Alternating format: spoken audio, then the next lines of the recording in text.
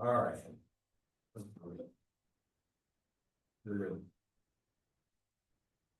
Call to order the October regular school board meeting.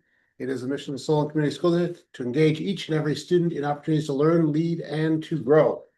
Roll call. Roll call. Here. Coons. Here. Lang. Here. Valeska. Here. Brown. Here. Farlinger. Here. And Singbile. Here. All right, everybody's Pledge accounted. allegiance. I pledge allegiance to the flag of the United States of America and to the republic for which it stands, one nation, under God, indivisible, with liberty and justice for all.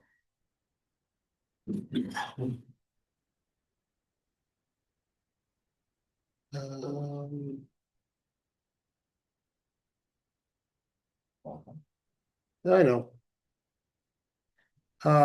Welcome to everyone who's here in the audience and online, if there's anybody there. The superintendent has told me that he would like us to move action item 7.2 to the top of the agenda to accommodate our visitor that's online. Would there be a motion to do so? So moved. Motion by Coons, Second. second by roll calls. All's in favor, signify by saying aye. Aye. All opposed? Motion carries unanimously.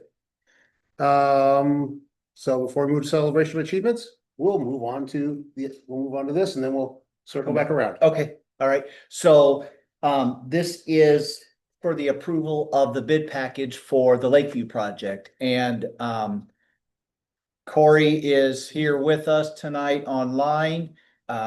Corey's been instrumental in leading this project from Larson Construction. And I will say we were pleasantly surprised the way the bids came in. So we're good news, moving forward with this project. Corey, you have anything you want to? Nope, everything went very well and we had great response and happy to pass the savings on to the school district.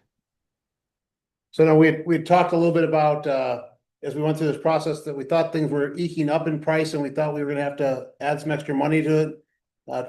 Could one of you summarize again? I know, Davis, you told me a little bit about, but can you kind of summarize where we thought we were gonna be and where we ended up at? Yeah, it was a project that we were kind of setting aside $8.5 million for the renovation. And as we went through the entire building and picked out everything that we needed to do with mechanical, electrical, and plumbing, and then wanting to just bring a whole new facelift to that building so that it more mirrored our other facilities in the district.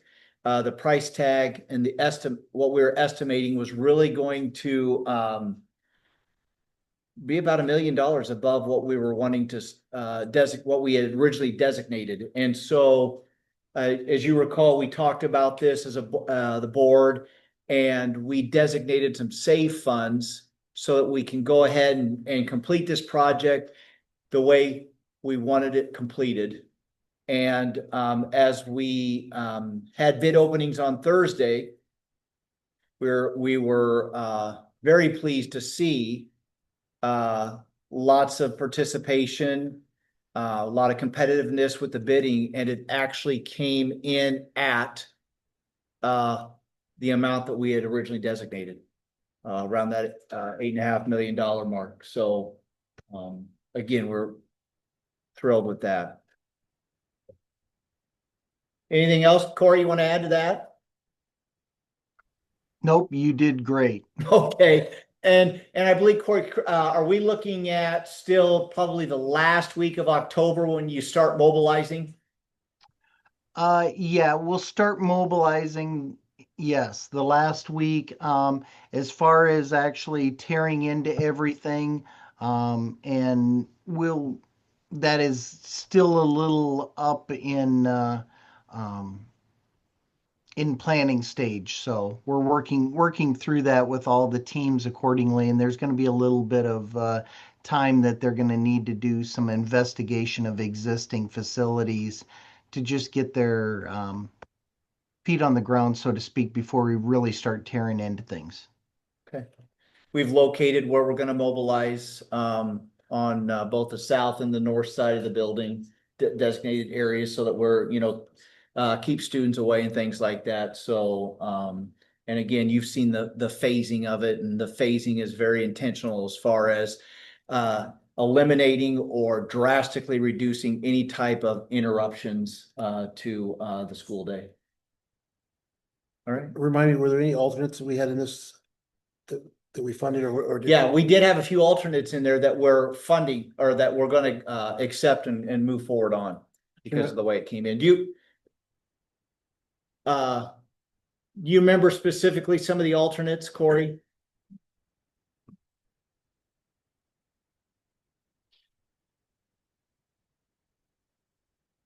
Are you muted, Corey?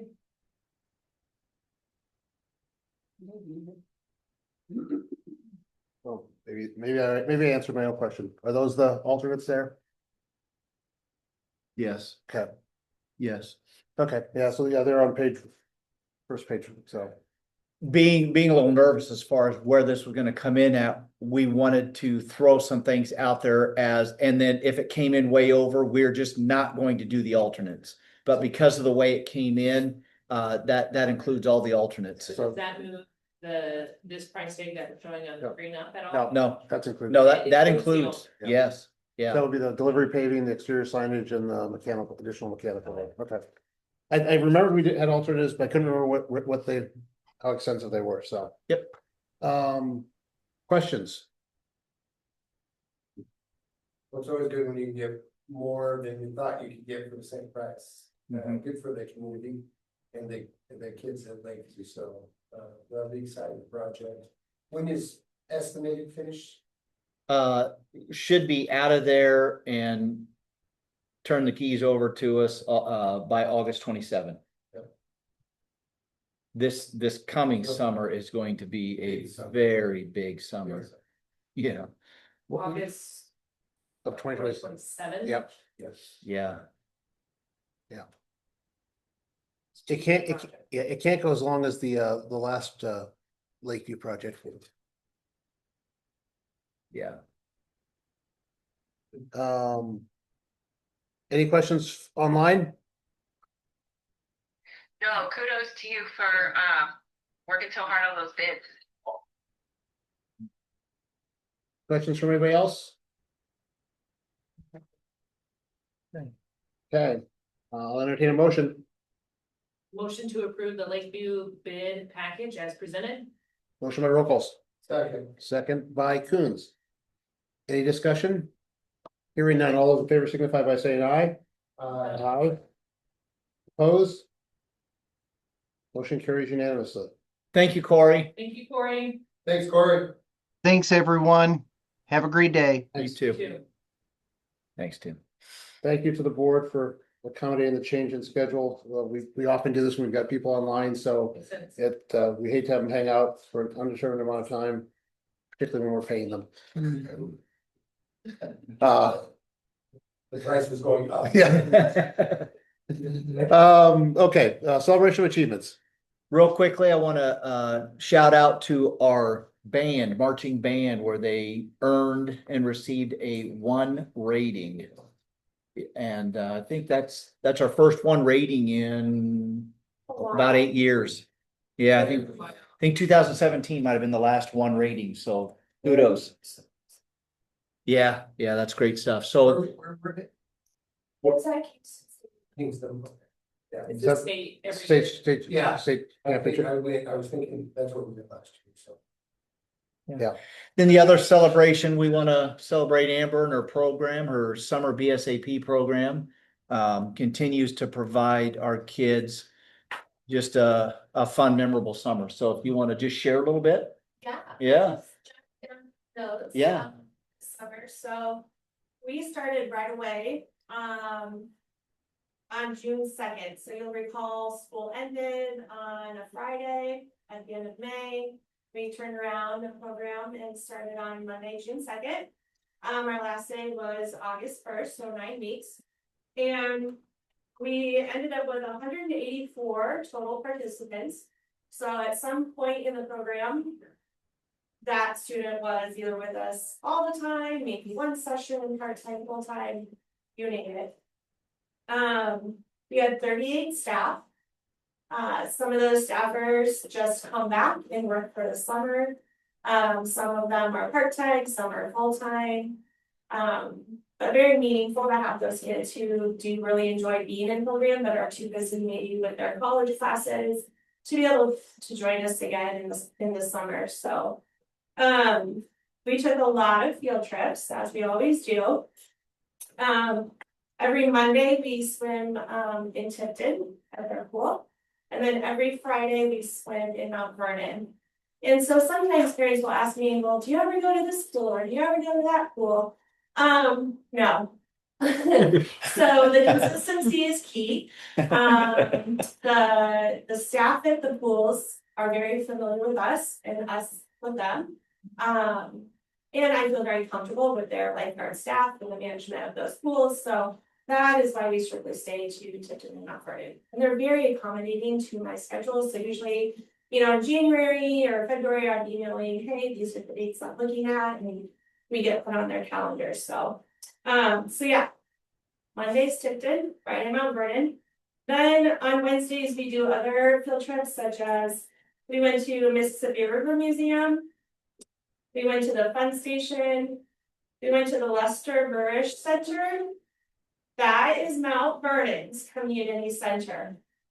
And if I could advocate for anything in this town, it would be to have something similar. So we can take the kids there and do so many activities and break up into groups. And it's just a really beautiful facility, and it's really close and convenient and very economical. We went to Adventureland. We went to a movie in Cedar Rapids. Everybody's favorite this year seemed to be Super Skate. So that was really fun. We had a community cleanup day, so that always occurs every week during beef days. So that Wednesday we don't take an actual field trip. We send the kids out with bags and roam around town and clean up any garbage or litter that we may find. And then of course we went to Lost Island for the day. And at the end we did our normal carnival day. So the summer program, out of the 184 participants that we had, broke down. There were 26 students in our preschool portion, 47 in the first grade portion, which I do want to let you know, any student who completed kindergarten, right? In the summer, they're considered a first grader, so on and so forth.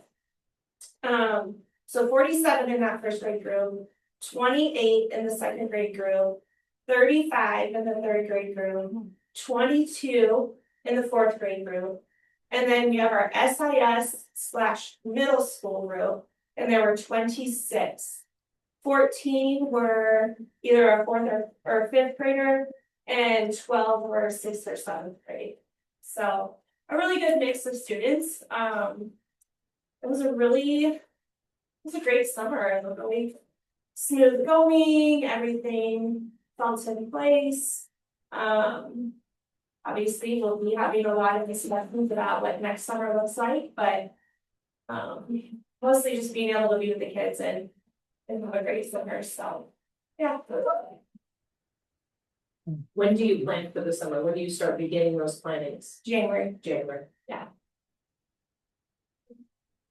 My guess is that's the formal planning, because I'm guessing I'm guessing that's the formal planning, knowing you for all these years, you probably have a rough idea of what you want to do already, but it's a lot of work. I know you've done a great job down there for a long time. The kids always enjoyed. You run a great program with great staff there to make things work out. And I do realize the challenge you're going to have next year as we kick you out of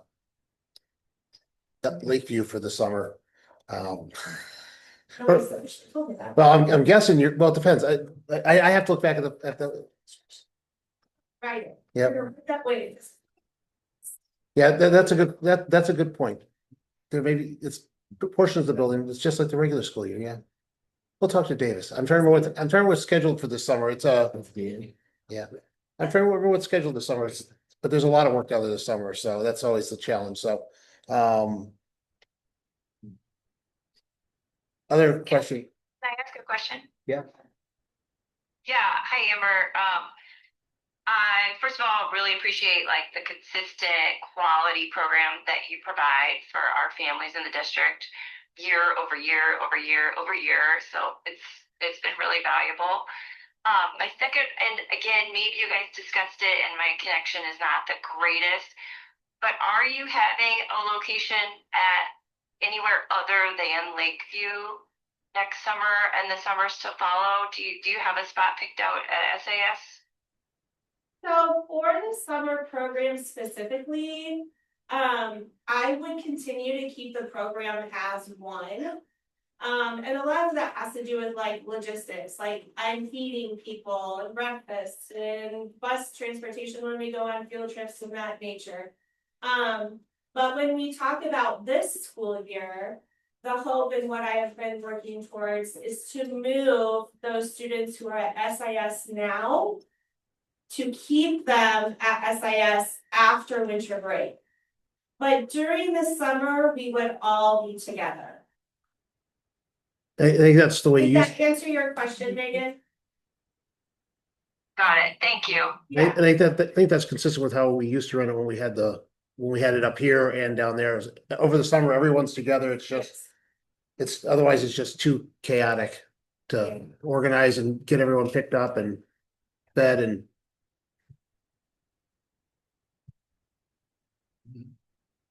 Other questions? So the summer, the togetherness may not be in Lakeview, maybe elsewhere. It's Correct. potential. It will have to be elsewhere. Yeah. Yeah. DVD. Yep. Okay.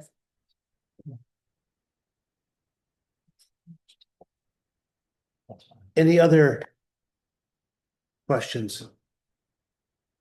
The one thing we know is you'll have it figured out and it'll all go well. Yes. We'll figure it out. Yeah. I would You- love an update. I mean, maybe you haven't started that, that was my question around planning. What do you think? Besides location for this summer, and maybe that's temporary, that you would love to. Entertain new ideas, new thoughts, want to bring a new program into the summer programming, and if it's not something that. You've really thought about or ready to speak to, we maybe come back at another date and time for you to. Yeah. Talk a little bit about how we could support you as a board. Yes, I definitely feel like, there's always room to bring in new ideas. Definitely I've had some new staff that started this summer and has continued this school year. And just pushing me as a staff to say, oh, yes, you always do it this way. What do you think if we did this? And so me being able to say, yeah, you're right, let's go for it, so now we have these terrific Tuesdays where, because they wanted to switch things up and do games and just dance instead of always just being outside and it's nice, so, yeah, I always think there's room for that for sure, yeah. I think location and what's available as far as space wise really will determine, So we'll see. Yeah. Yeah, fair enough. You still have to do a lot with. When we have the summer classes for students, you still have a lot of transition back and forth with those that you have to manage or not so much. We'll have to think through that The summer enrichment school classes. location Yeah. and being Oh, able to yeah. transition students between VASB and summer yeah, school. Yeah. definitely a partnership there. for Yeah. sure. Yeah. Yeah, because I know that's always getting that schedule so they can hit the maximum amount of students when they're around, and Yeah. a lot of those students are in BSP, so it's always that.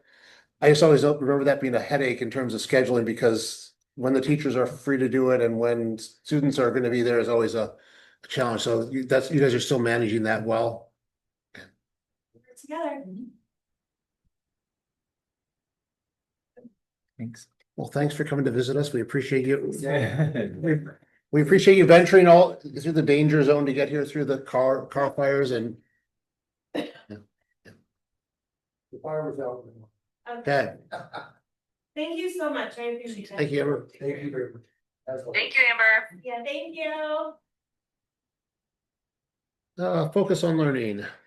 Okay, so, for Focus on Learning, we're going to dedicate some of this time to just reporting out data or measures or action steps related to goals that the board has set. And so Mel and Holly were going to present on standard 7 tonight. Mel's mother-in-law passed away today, and so Holly is going to take the lead on this. But if you just scroll through the looking at the board goals, district leadership, we've got a curriculum instruction and assessment goal in standard 4. And with that focus being continuing the fiscal year 25 instructional progress through a continuous improvement process that adapts to state changes and evolving student needs.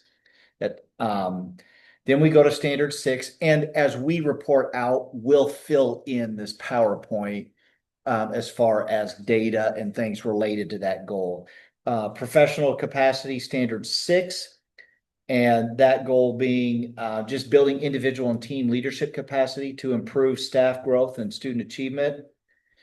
And then standard 7, what Holly's going to talk about tonight, is professional community for teachers and staff, with the focus of creating a recruitment, retention, and support plan that fosters strong culture and long-term commitment.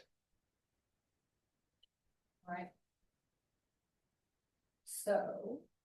So you can see our, yeah, go ahead. Okay, You go. all right. You're good. You get Yeah. through this part. So as we talked about this as an admin team, kind of some of the measures that we can put into place or key actions you can see is refine the onboarding that we provide and the ongoing support for teachers new to the profession and new to our district. Deliver curriculum and classroom management boot camps for these teachers at the start of the school year, provide specialized mentoring for staff in unique roles like special education, which has been a challenge. Strengthen our hiring protocols by outlining processes and identifying attributes and values for the best candidate to match Solon, and then conducting what we term as rounding conversations, which is more of a feedback type conversation, getting feedback from staff. And then, we talk about this. We have great kids, great achievement. There's so many wins throughout the year, just taking the time to pause and celebrate those wins and recognize those wins, and then just build that buy-in and collective efficacy through coaching. And so I'm going to let Holly go from there. So I'm gonna go through Mel's kind of her slides were first, and she has put a lot of work into this, so hopefully I do her justice in what she was gonna share with you tonight. But so that mentoring induction piece of onboarding new teachers and just new to Solon teachers, how do we build that? Being really intentional about how we're building that collegiality, how we're using, how we're kind of teaching them the Solon way. What is it that our district uses as instructional practices? How do we build their capacity so that they can be here for long term? And then how do we encourage their curiosity and collaboration as they come in with new ideas and things? How do we kind of fold them into the way we're already doing stuff? So keeping those things in mind as we set up what mentoring and induction looks like for our teachers. Each year it's a little bit different with how many new teachers we have and how many of them are brand new teachers. But kind of what can be our foundational structure for when we get new staff, these are the pieces that are in place for mentoring. Yeah, and I think as an admin team, what we talk about a lot with mentoring induction is building staff capacity for early success and sustained success. We want our teachers to experience when they come here new, whether they're new to our district with 20 years experience or just new to the profession. How do we ensure that they're successful from day one, right off the bat?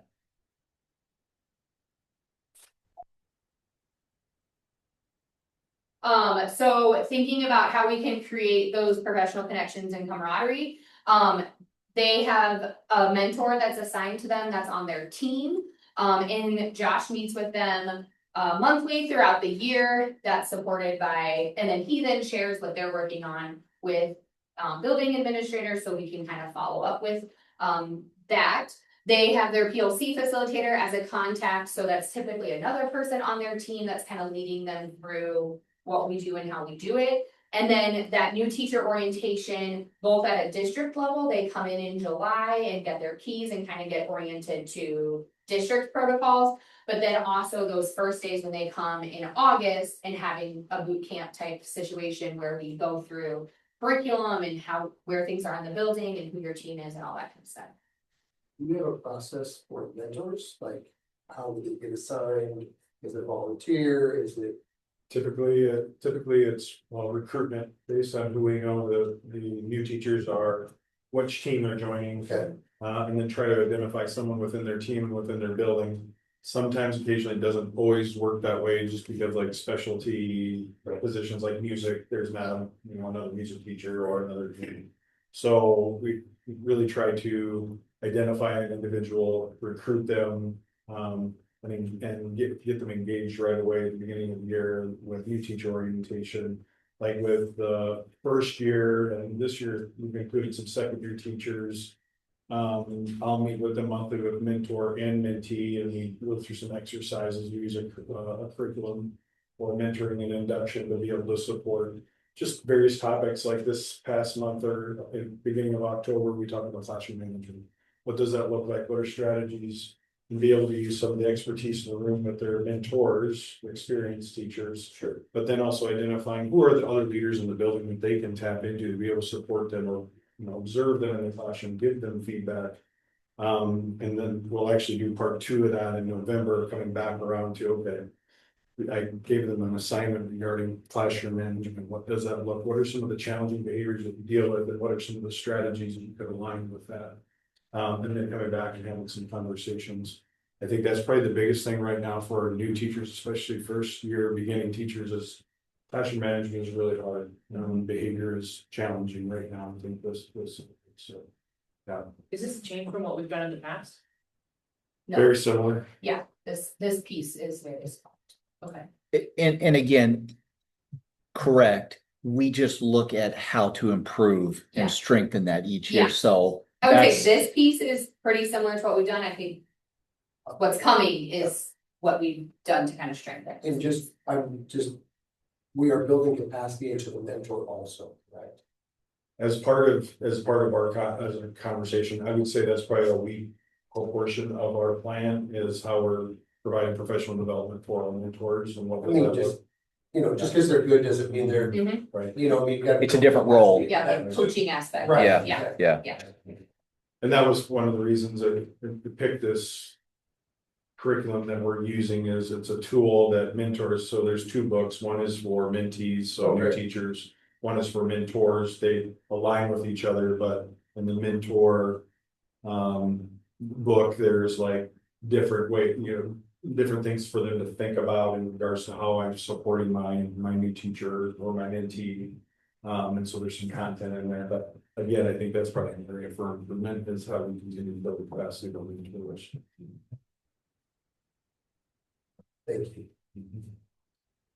Josh, do you want to talk about just the district level piece of when they come in that July Yeah. day?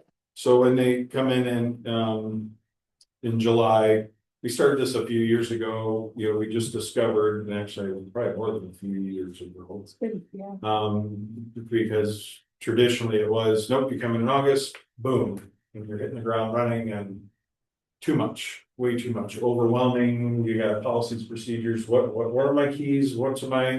And there's still a little bit of that, but the goal of bringing them in July, it's voluntary, but we get them keys, their pictures for their badges, complete all the business paperwork that they need to complete for the employment side of things, because that tends to take up a lot of time. We talk about some district-wide procedures, but just essentially introduce them to who are the district staff, principals, have a little conversation about what to expect when they come in August, just to kind of ease their mind. But number one is getting them their keys and their laptops to get into their rooms right away so that they can actually start working. Previously was, you gotta wait until August 17th to come in for a new teacher orientation, and now you get the keys and now you can really get into your room and get ready. So we've really tried to extend that time so they can have access to the room. So I think it's been really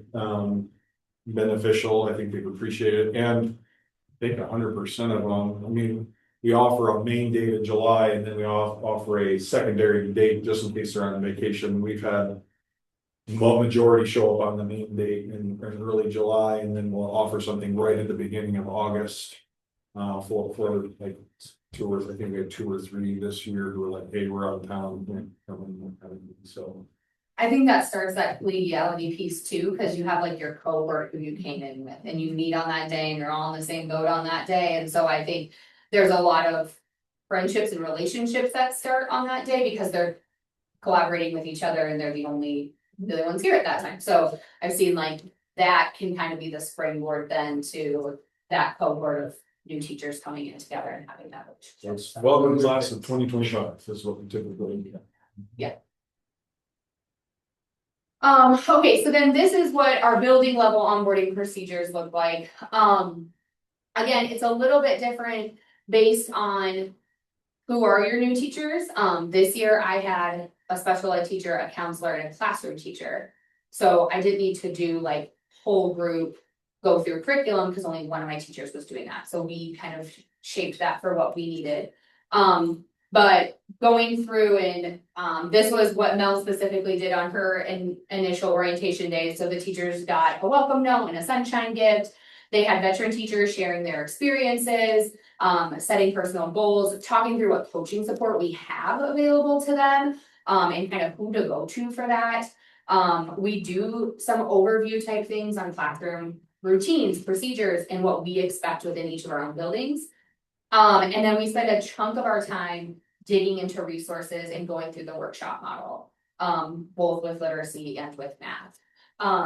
So we kind of have tweaked each year what that like looks like, how big of chunks or how long of time we have with them, but we'll present something and then they'll get some time to kind of dig in on their own or with their team. Mentors are there on certain days during that. And then they'll come back together and like be able to ask questions. The coaches are available, the principal's available, things like that. So giving it to them in small doses so that we're not just overwhelming them with all of the new content and resources. And then we're really purposeful too in what the ongoing job embedded PD looks like throughout the year. So benchmarking is something that they're going to do, but they don't need to know how to do that on August 13th because they're not going to be doing it until September 5th. So we then plan out whether it's benchmark, guided reading or LOI, their words their way, PD, the data wall process. We don't need to go through data wall process until September, the end of September, when we're going to do it for the first time. So when can we be meeting with those teachers so they're getting the information as they need it versus just in one big chunk? Talking to them and planning for classroom observations and coaching, and then setting them up with coaching cycles to go through different content pieces or classroom management, whatever it is that they're wanting feedback on or that they're struggling with, or that we see as a need or something we want to read.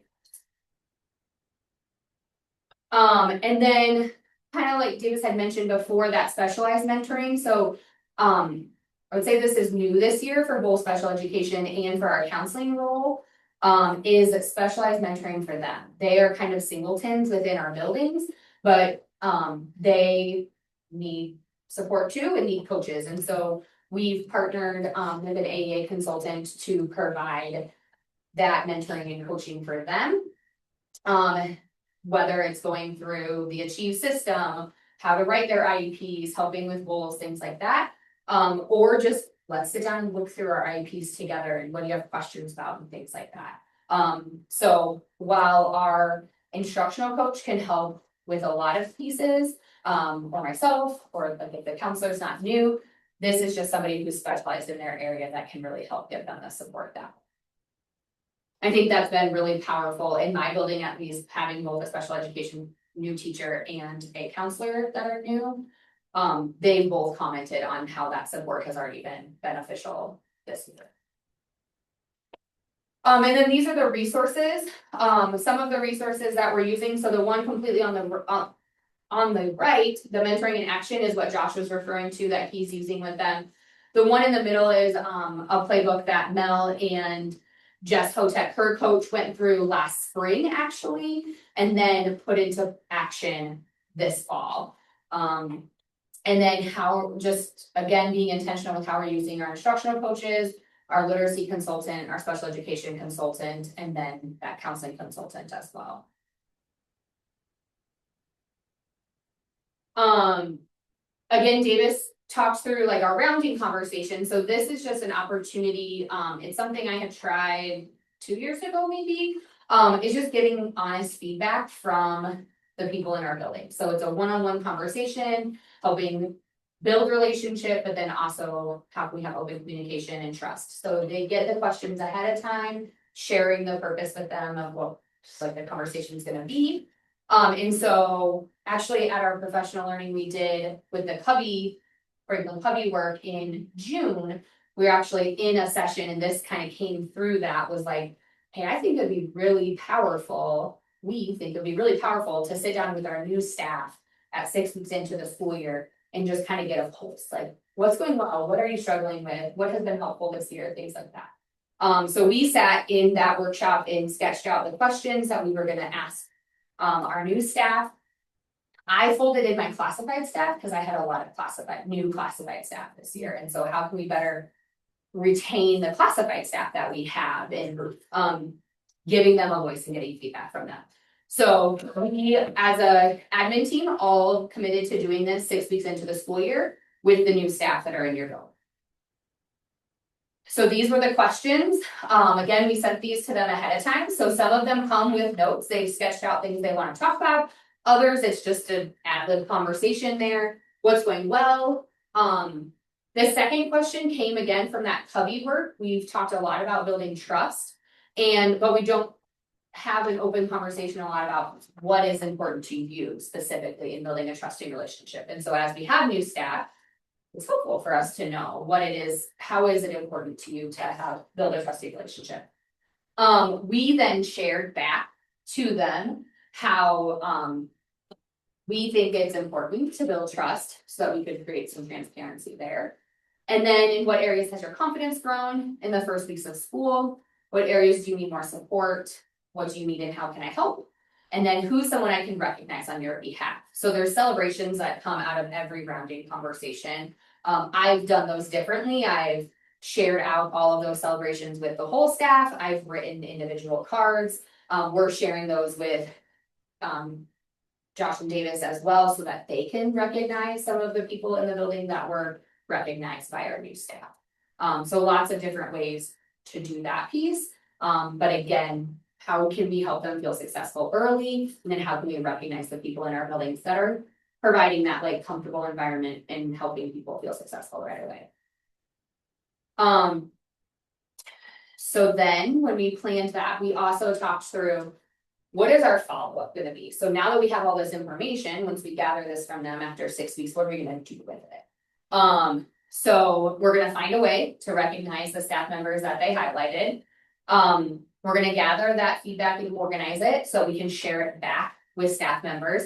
When I've done rounding in the past, I then report out a stoplight report. So stop, start, continue. Here's the things that I gathered from those conversations. Here's what I'm going to do with that information we gave.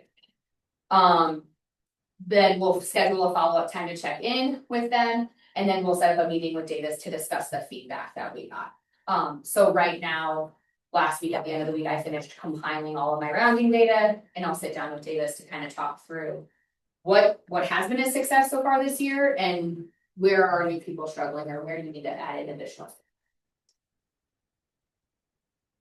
So 1 minute. Okay. Is that it? Okay. Yeah. Questions? Yeah.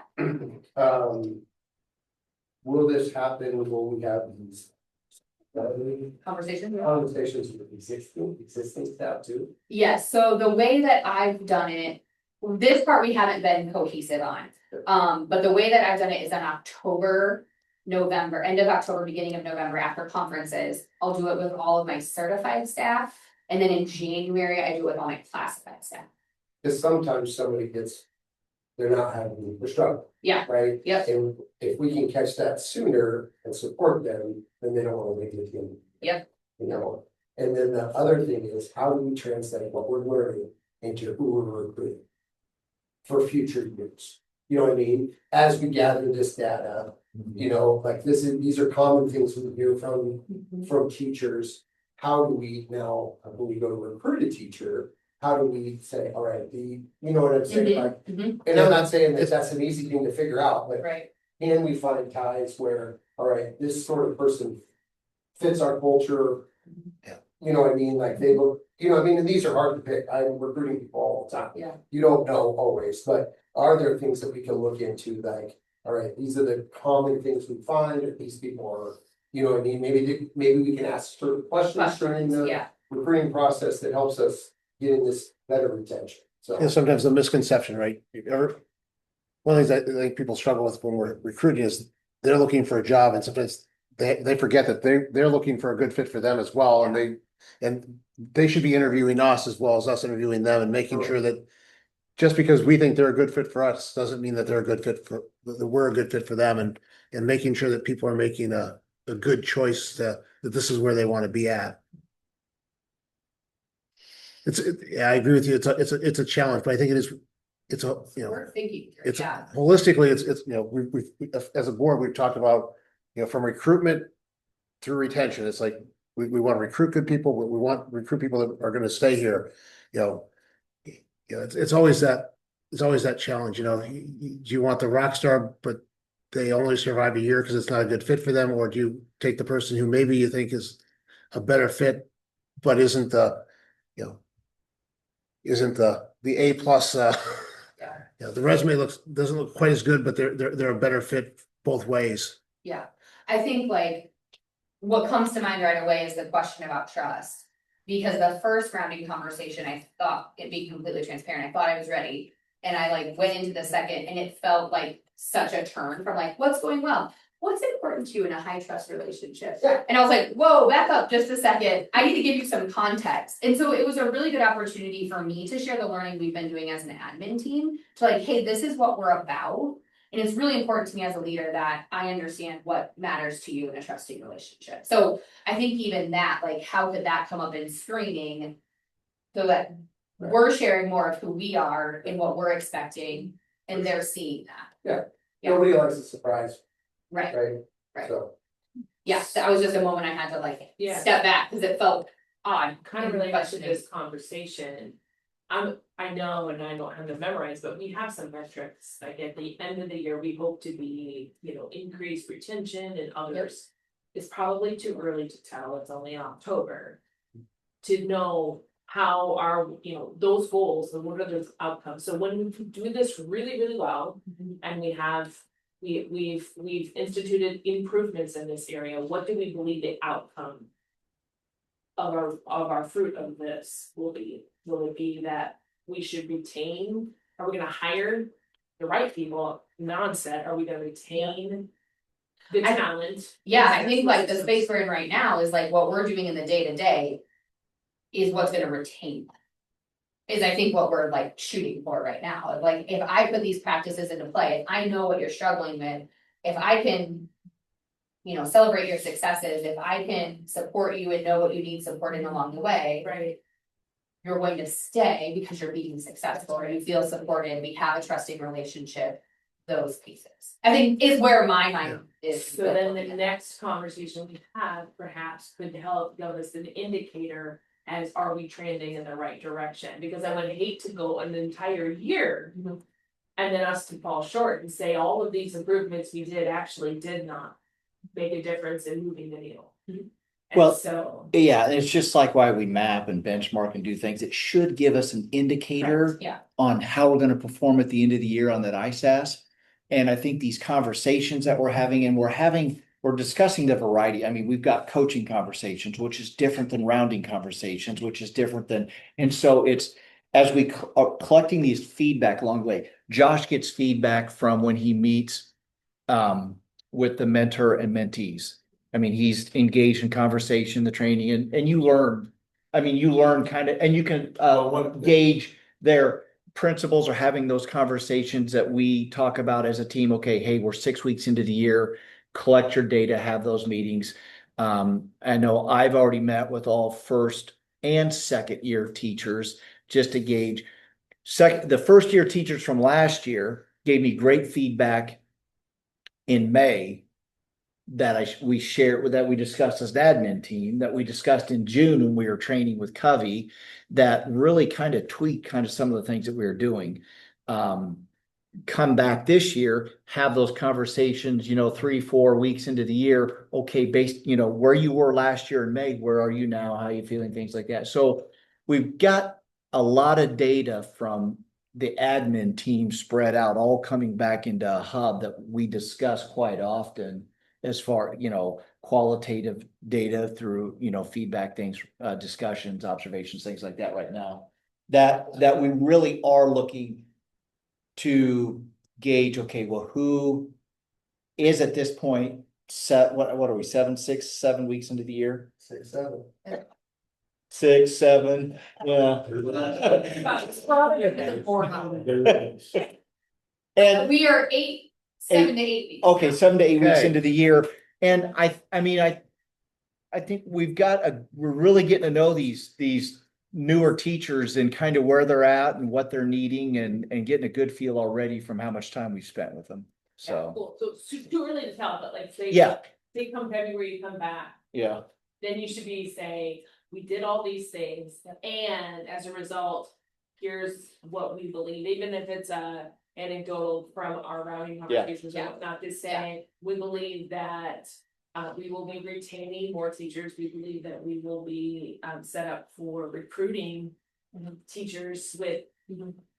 Whatever rigor, that we have done, it would just be really just good to understand. So it's sometimes a kind of a nerve wracking time on in January, February, okay, we have a conversation at the table. What are you hearing? Are you hearing that? Gonna leave, well, we Who's kind gonna- of have a good idea. Right. People are either saying, or there's rumors, and we're like, oh man, why is that the case? So it's. Yeah. Well, I mean, I think right now, because of this goal, we all have a very nice, we have a very heightened awareness of. What do we need to be doing to ensure that we're touching base? What are the touch points that we have with each teacher, new teacher, as well as veteran teachers, veteran staff? What are the conversations we need to be having with them or gathering from them? And again, it is anecdotal, it's qualitative, and then we bring back, oh, this is something I heard, or here's some themes I'm hearing from people I'm talking to. But then it can't just also just be, we're gathering information, it's what do we do about it? Okay, we're hearing this, so is there something we're missing that we do need to ensure that we're putting in place? Or support that maybe we miss along the way. Well, I think. What are your clear expectations of what success is? Okay, what are their clear expectations of what success is?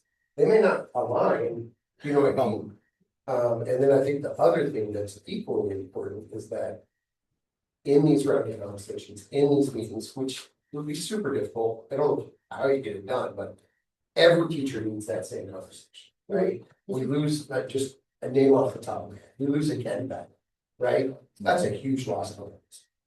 Was there something, maybe it was just his time, whatever, but maybe there was something along the way that was like, all right, what things are, as a veteran teacher, are you know what I mean, can we, Well, you know what I mean, those sort of. I think that's a good, I think that's a good question. It was gonna lead to leads into one of the questions I was gonna ask, is like, oftentimes when we hire people, we ask them, one of the common questions is, what's your 5-year goal and how do we fit into it? Are we revisiting that, which is, as you go along, and if you start seeing the paths diverge, are there ways to help us realign?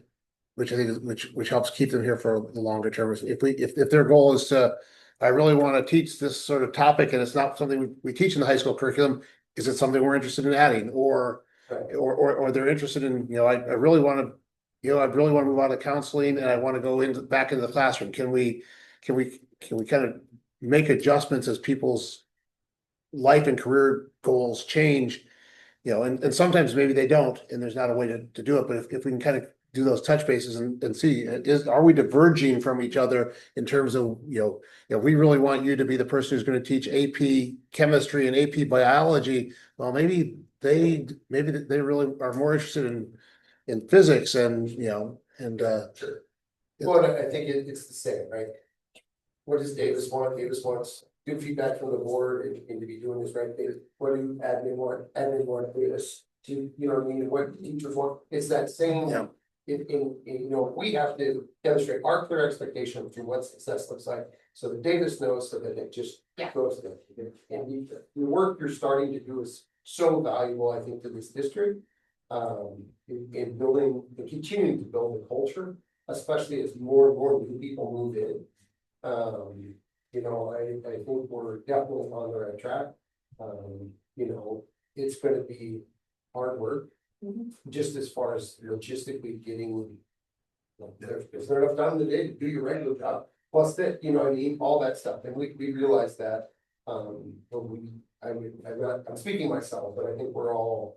I think we all speak. I'm not speaking for everyone, but this is some of the best work we can do right now. No, I want you to be. You know what I mean? So what, Yeah. you know, Yeah. how do I intermove so that you don't feel that way before, and not Yeah. you know what I mean? And I think it's deeper too than just like having the conversation. Like, it's hard to have the conversation and make the time for it, but I also have to have a culture and a culture of trust that they're even gonna give me the feedback. For Like, sure. I have to have positive relationship Yeah. with them, otherwise it's just, we're sitting here and you're sharing very little with me. For sure. So you have to have that culture of trust, you have to make the time for the conversations. But then I think too, like that celebration piece, the last piece of, I can write all the positive notes I can, but when you acknowledge Cassie as a peer. Right. And my supervisor is the one who's gonna give that recognition, that's huge, then, so that For sure. the staff who's there, like, Right. then they get that recognition too from each other, which builds even more camaraderie and reason to stay. So. Anything from our folks online? Nope. Anything from anything from our students? Thank you. Okay. You just want to go back down to parent teacher conferences. Yeah. Yeah, Certainly. yeah. Good luck finding a parking spot. There's I read the dumpster. there's space in my neighborhood, because that might be the closest you're gonna get if you're looking for a real parking spot. Okay, thank you. Thanks. Board or admin reports. Yeah, just, with the Iowa Performance Profile Report Card came out a month ago. You can Google that, you can go to a link, you can put in any school you want. And it'll run down, give you a lot of data on that school based upon, the performance indicators that the state has identified as far as proficiency and growth, chronic absenteeism, graduation rates, and post-secondary readiness. And I just threw the last 3 years on there so that you can see. Now, keep in mind the intermediate and Lakeview, they're combined, since so much of it is based upon the ISASP and proficiency and growth.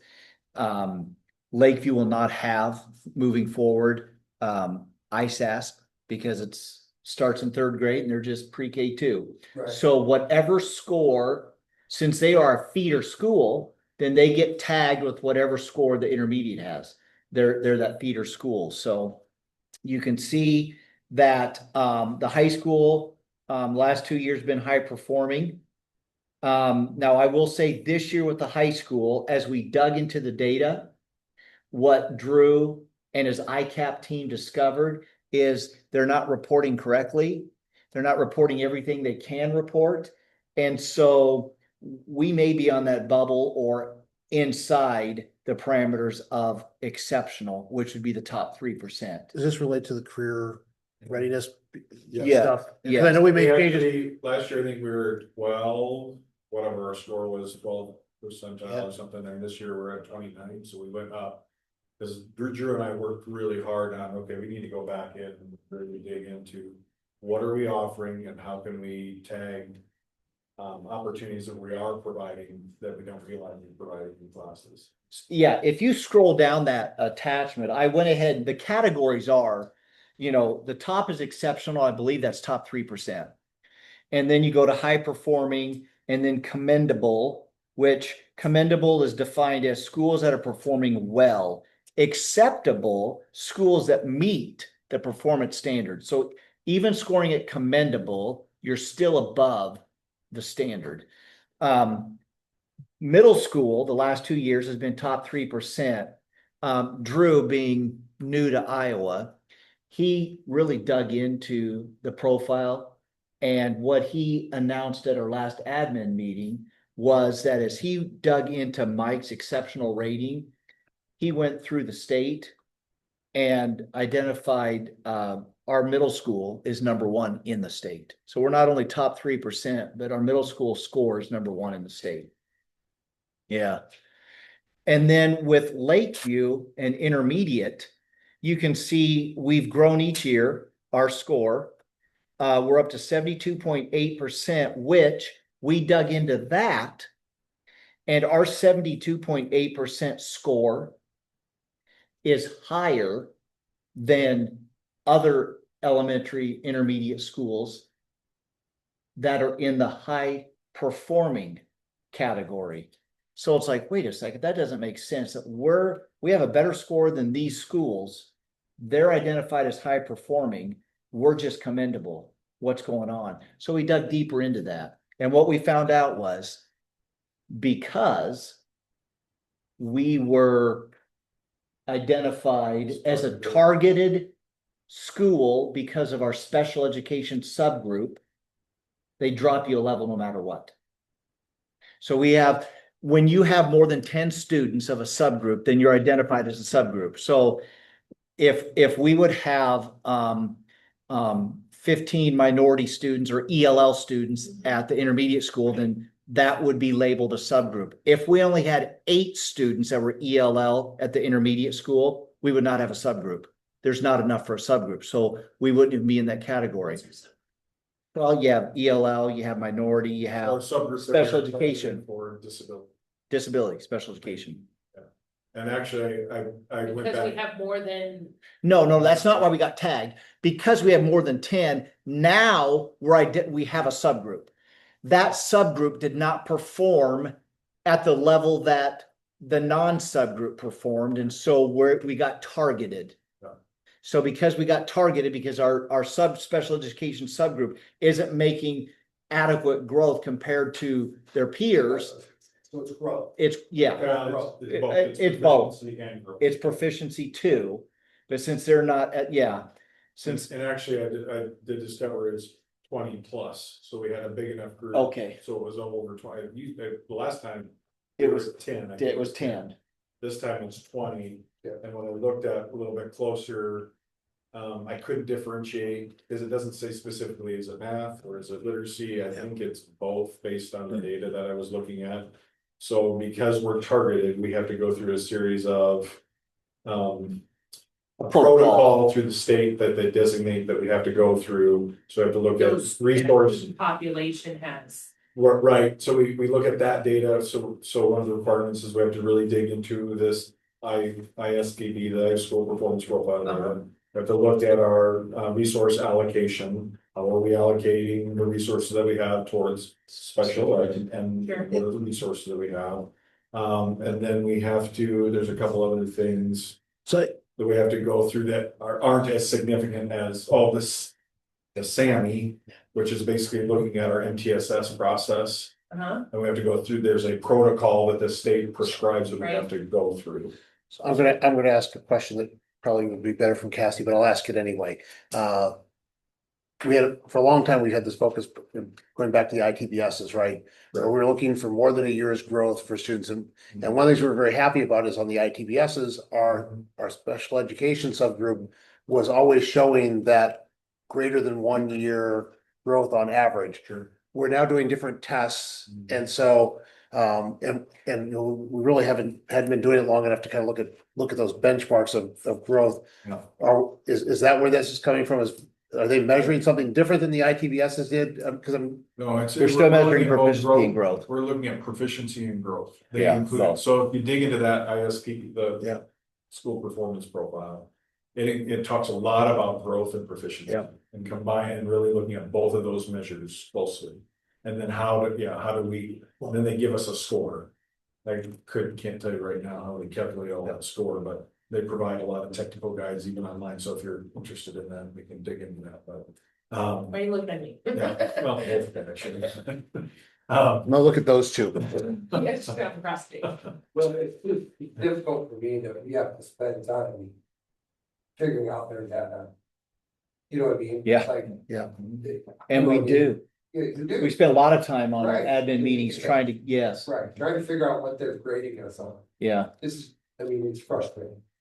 I will say, so I'm taking the approach this year, yes, it is frustrating, I'm taking an approach of, all right, we're going with it, here it is, so let's figure it out. Yeah. Let's get off, What's- let's get out from. What are we being judged on? One, is that worthwhile? And if you're gonna say proficiency and growth, then that's worthwhile, Mhm. right? And how we report it is. you know what I mean? So, yeah, I mean, yeah. that's the good news. I would agree with those two parameters, yeah. you know what I mean? So, So I'm very pleased with the profile as far as how our buildings performed based upon last spring, last school year, so. well, and trends are moving in the right direction. Yeah. Yeah, you're trending in the right direction. It's good that we now discover the reasons why might we be holding Yeah. back. Like, Yeah. why are we being held back? And if the area is that, well, then let's make sure Yeah. that we And I have. will say, I like the metrics better now in the Iowa School Performance Profile, the last couple of years versus the first 2 or 3 years they had it out. It's a little bit easier to understand, they have, and the metrics They are, cleaned it up, they yeah. cleaned it up. Yeah, another celebration, the state, and I know they were bragging about how since COVID, chronic absenteeism, as the state, they put in some measures and all that stuff, some, state policy with attendance. The state has dropped their, chronic absenteeism to 15.8%. The state has. Solon's at 1.7%. 1.7, We do. so. We used We- to. Good job, We're at going to 2. school. Yes, yes. So, again, kudos Here's the to, 1%. yeah. Shout out to our staff, kids want to come, and to our families that prioritize school and, yeah. Yeah. Well, and honestly, kudos to the administration that will not tolerate it's not coming to school. Yeah, That's right. yeah. Amen. Yeah, this might bleed into later on. I mean, we can talk a little bit about it in the strategic plan, just from what I know, just by monitoring some of the policies that are happening at the state level. But I do believe that Iowa is one of the states, of many states, that are actually pushing for accountability measures to be better defined, and including, I think there's a federal accountability and then there's a state accountability, and they don't necessarily mesh together. And I know Director Snow is looking specifically at that, so. Oh, Okay, board committee update. Strategic plan, roll call Coons. Yes, so that's a good segue into there. I recently got connected to Representative Lawler, and he does actually give a really nice and transferable and contextualized newsletter. So I don't know if he has a website you can go on to, but I just ran into him, and so I've got connected. So he really did give a nice outline of what's happening with school funding, what's happening about the teacher salary increases, etc. And I also did go to a convening on Monday, where I heard from our attorney general, who is definitely going after property tax reform. So we definitely need to keep an eyes and ears open for that, because that obviously directly impacts the work that we do in the school. I know his wife. She said Salem. I met Erica and your name came up. Hopefully it wasn't as bad as it could. It was fantastic. Speaking of that, Cassie, and maybe we didn't do it last year, but we normally invite our representatives to tour the buildings and then come to a school board meeting. Would you be willing to kind of reach out to folks I think we generally try to do it in December because they go back to the legislative session in January, so December is kind of our window to do it. We could have done it earlier this year, but we didn't get on top of it, and now that we probably want to, November is probably dicey because that's right.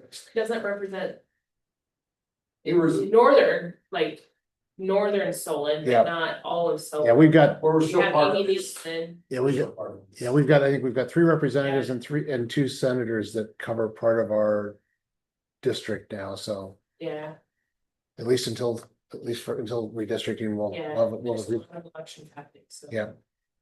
Okay. Capital projects, that's Brown and Teleska. Obviously, things are moving forward with the Lakeview project. We're knee deep into the indoor facility update. We got responses back on the RFQs. construction managers at risk. And Davis has homework for us to go through, because on Monday, we've got a down select of the finalists that would come before the board, so we can make a selection at our next meeting. Have, we have plans. We have, We have a location right? and we've got Rough plans. We've got rough plans. And those won't be finalized until we have the, one of the reasons we, with the construction manager at risk, is that they can help optimize that. And so once we get them on board, that's when. Well, Stan has seen rough plans, so. Yeah. They're probably the same rough plans I've seen, so. For sure, no big deal. Yeah. I just didn't, I didn't know they were rough, so that's, Yeah. why I was just. Yeah, they're not, yeah, they won't be finalized until we get construction manager at risk, so you'll probably see them, I would guess, probably at our December board meeting. Some more detailed stuff after we get somebody selected in November, because we got a lot of work to get done, and they're gonna have to hit the ground running as soon as the ground thaws, so. Financial services, roll call line. Yeah, quick update, I can say from our vantage point. Remember last year, we had that pile of money that we got allocated to us because they raised the bar for the minimum salary of all Yep. associates. We were already above that, so we got some pile of money that we were able to just distribute out to associates as their bonus. Well, we get that pile of money again this year. Not always guaranteed every year, but surprised we get it again this year. And working with Pat and Davis, Megan and I thought it would be great to do it in 2 different segments, one before December and then one again at the end of the year, and kind of look at some timeframes to say if you were hired, and we're looking at October 27th, if you were hired on or before October 27th, then you would be eligible for December. And then if you were hired after I can't remember if you landed this, but you were hired then before, after sometime in that 3rd quarter, then you would be eligible for the ending one. So it kind of gives you a little bit holiday bonus as well as a little bit of the end of year. So it should incentivize you to continue and stay and give a little money back. So there's $41,584 that we will disperse amongst the group. And these are hourly support staff members that are holding either a current year contract or were offered employment, would be eligible for this additional bonus. We will present the final information for approval next board meeting.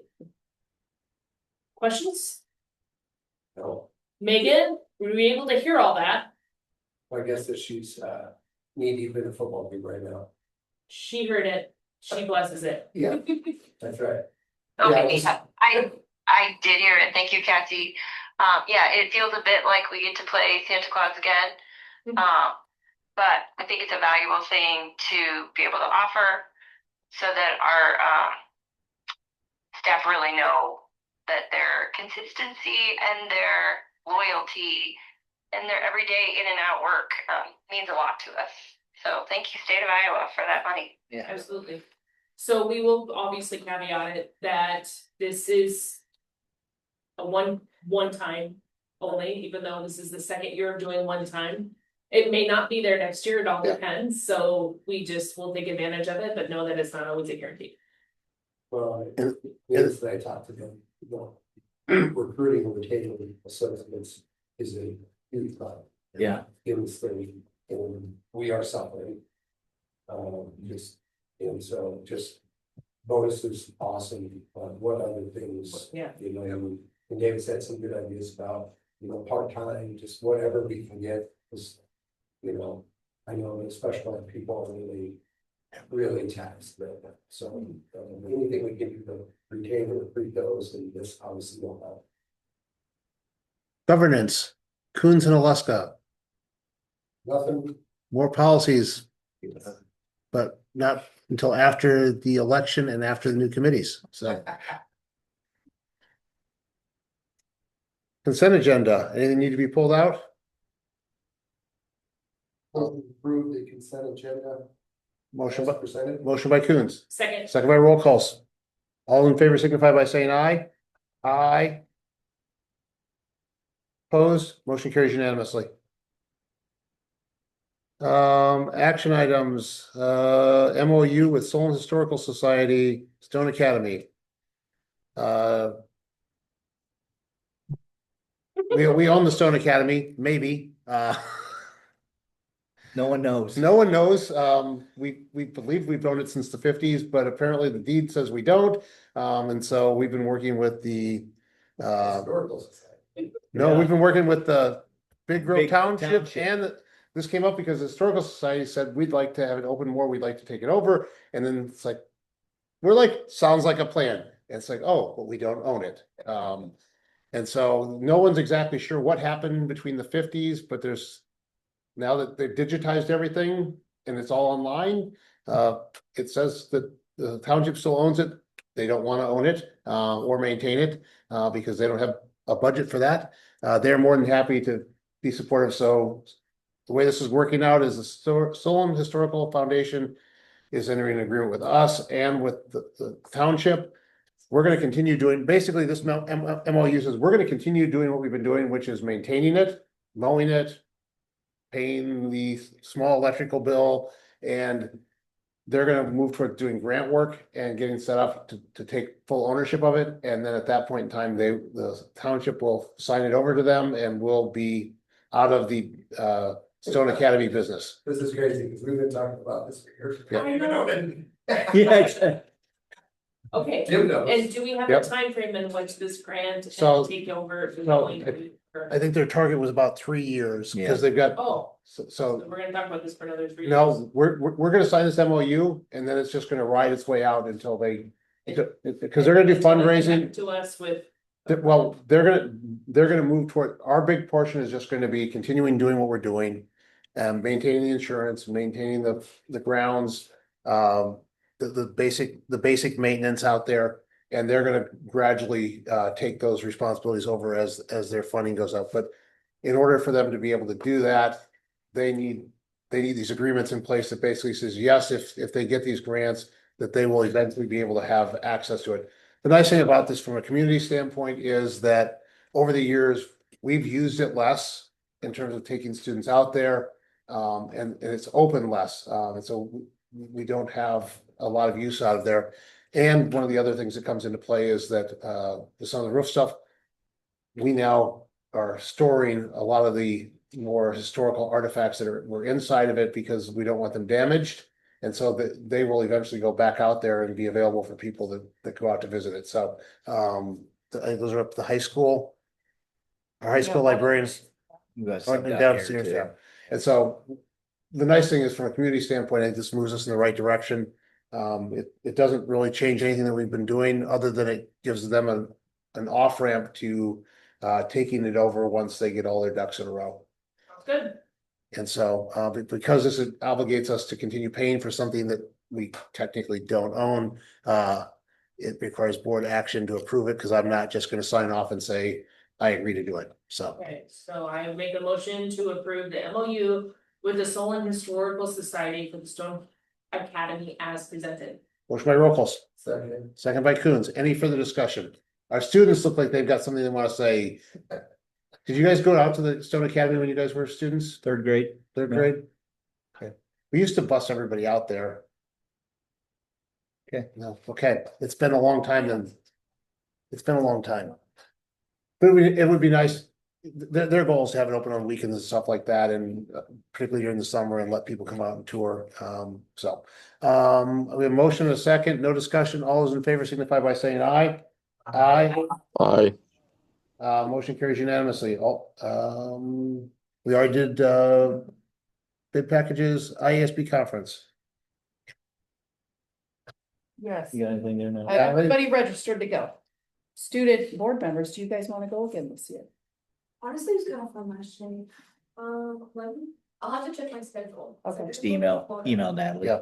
Yeah, And and then we should hopefully have the new student board reps or To go reps by then. to go with you, so it could be a larger group going this year, so Yeah, I think there's quite a few girls, but I know. we are excited that there's interest.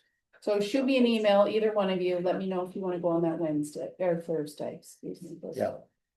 Yeah, and so we probably have somebody driving you out similar to last year and then coming back with the majority of the board, so. Casey drove I'll him. have to be there early Yes, for. let me know what yours.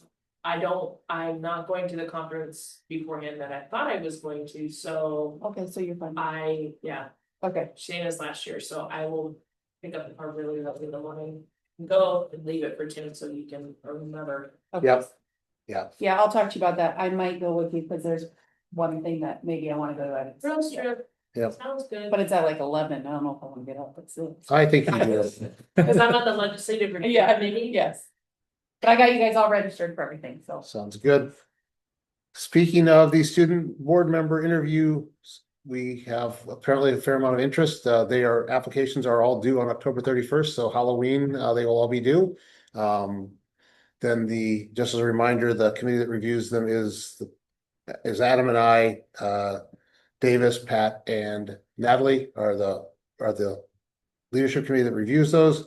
We'll interview everyone, and if you've got particular questions you want us to make sure we ask, I can share out the list of questions we've used in the past, because it's the same ones. How did we notify the students that this was There available? was lots of emails out, lots of announcements, and so yeah. Drew was on top. Drew was on top of it. Drew was on top of it, He and all of a was. sudden I got an email from Drew going, I've got students in my office, they want to know where the application is at. I'm like, I'll find the email from Chris, so Natalie now has it, and Drew has it, so we're in good shape for moving forward, but I think last we heard there were at least 4 or 5 students who had taken out paperwork, but that was back in September, so I don't know if it's more than that now or not, so. Excellent. But we'll get those, and then we'll make an announcement of who that is you'll probably get an email with who it is, because we'll have to make a selection in time for them to adjust their schedule to go to ISB. If we wait till the night before we leave, it's a little short notice for them to go, so. And mandatory training for newly elected and appointed officials. We were all there. It was lots of fun. Some of us got in before they hit their 100-person limit that was really not supposed to exist. But it was interesting, as we kind of went through that, kind of reminder what our obligations are. Most of us have gone through it through ISB and through other sources before. But all 5 of us completed, although legally none of us were required to do it. It's only people that are newly elected after or appointed after the enactment of the law. And so since we were all in place before then, but best practice is to go through it anyway. So we all did. Talking points. We'll start with our student representatives. Definitely learned a lot being here, so I'm excited to see things and stuff. I'm excited to see again the new board members, and then also see how far BSB has come from when I was in it as a little bit to now and seeing how strong that is. Cassie? I'm excited. We're gonna renovate starting in October at Lakeview. I'm super excited about that project, and even more excited that we could get a discount. You'd be less excited if you were around the last time we did it. Dan? It's exciting that the band is that, I don't want to say that to just, but, new excitement and they did so well, and that's always exciting. Having the band is important for high school, especially, and just all the things that impact that isn't just their performances at these things. So yeah, that was awesome. Does anybody from online, I know it's always hard for our online people to do this, so unless they speak up right now, I'm gonna skip over them. And I'll just say, I'm excited that the musical's coming up. Yep. I know that wasn't ours, but Wizard of Oz, that first full week, the second weekend in November. So that is exciting. 2 shows on Saturday, 1 on Sunday. Wizard of Oz, I've heard lots of good things from folks, and so my dad is excited to go, so we'll be in the front row for the Sunday afternoon show again. We had to move over a few seats because somebody got to my seats, my seats that my dad wanted before we got there, so we had to move over 4 or 5 seats to a new spot, so he'll adjust to it. I think the only other thing I guess this moves us on to the next regular board meeting. Reminder is the open house at the Solon Intermediate School on Monday from 5:30 to 7 p.m. Student board members are welcome to join us there as well. We're just gonna show people around the building and chat with people who come over there. We've been wanting to have an open house there, and the start of the school year kind of got in our way, and so now we're able to do that. The election is the first Tuesday, the 4th of November. So remember to get out and vote if you're eligible. There's a big city election as well. On Sunday? Yeah. This upcoming Sunday? Yeah. Okay, we won't sing happy birthday because it might embarrass you. Oh, I think we should say. No, Tim. Okay, we'll sing after we exit this, so we don't have it on recording. And then ISB conference, November 18th for our board meeting at 5:30 p.m. here in the central office. That's a Tuesday, not a Thursday, because we're leaving for the ISB convention on November 20th and 21st. So with that, I'll entertain a motion to adjourn. Motion to adjourn? Motion by Rockles, Second. second by Coons. All in favor signify by saying aye. Aye, we're adjourned.